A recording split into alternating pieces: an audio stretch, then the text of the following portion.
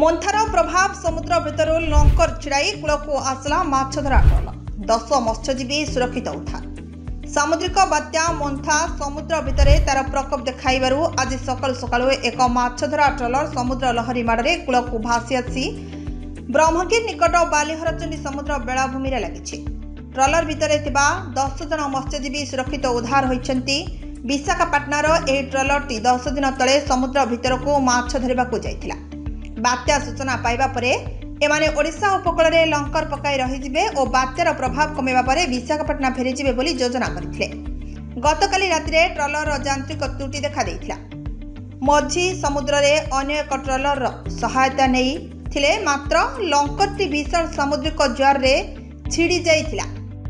अन्य ट्रलरटी चेष्टा करथिले मध्य जुआर माड़े ट्रलरटी कूल आड़को माड़ी आसीथिला।